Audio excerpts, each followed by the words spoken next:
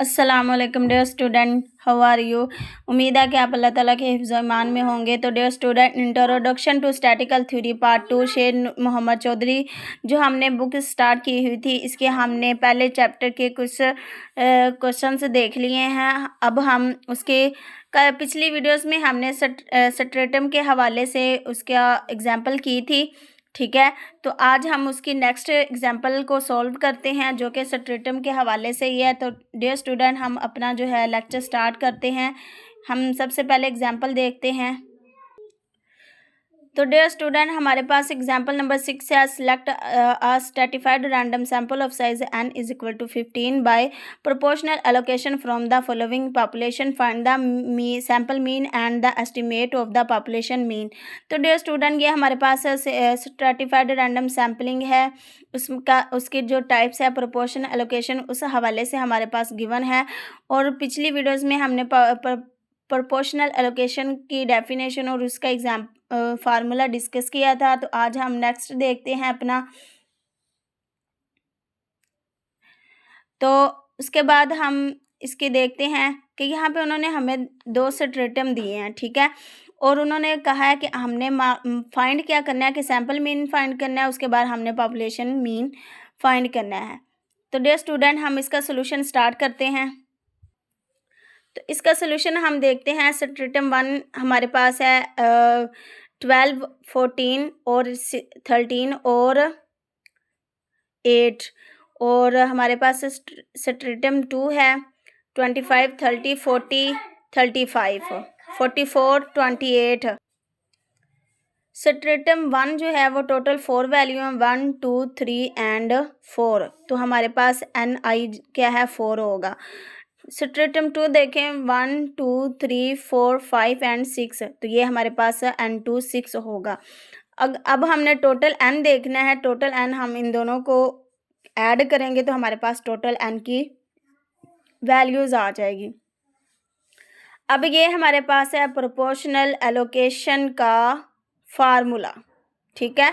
ये हमारे पास फार्मूला है। अब हमने NI मालूम करना है। N हमारे पास क्या है, पीछे हम इसकी जो है स्टेटमेंट में डिस्कस कर चुके हैं कि ये N इज इक्वल टू हमारे पास 5 है। तो N की जगह पे हम 5 पुट करेंगे। कैपिटल NI हमारे पास क्या है, 4। तो 4 पुट करेंगे और टोटल N हमारे पास 10 है। तो 10 पे इसको डिवाइड करेंगे तो हमारे पास 2 आंसर आए। 5, 4, 20, 10 को 20 पे करेंगे तो 2 आ जाएगा। इसके बाद N2 देखेंगे। उसके बाद हम N2 देखते हैं। N हमारे पास है और N2 इंटू N हमारे पास 5 है, N2 हमारे पास 6 है और N हमारे पास 10 है। तो 5, 6, 30, 10 इंटू 3। तो ये हमारे पास आ गया है सैम्पल मीन। अब हमने देखना है सैम्पल मीन निकालने के लिए हम आगे देखते हैं कि हमने 2 वैल्यू, ठीक है। अब ये आया है NI2 आया है, N2 3 आया है। ये 2 है और ये 3 है। इसका मतलब है कि हमने स्ट्रेटम 1 में से 2 वैल्यू लेनी है और स्ट्रेटम 2 में से 3 वैल्यू लेनी है।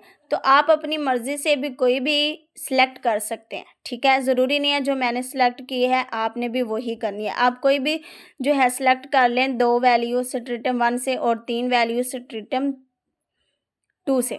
अब हम सैम्पल मीन का फार्मूला है समेशन x इंटू N, ठीक है। पिछली वीडियो में भी हमने डिस्कस किया था।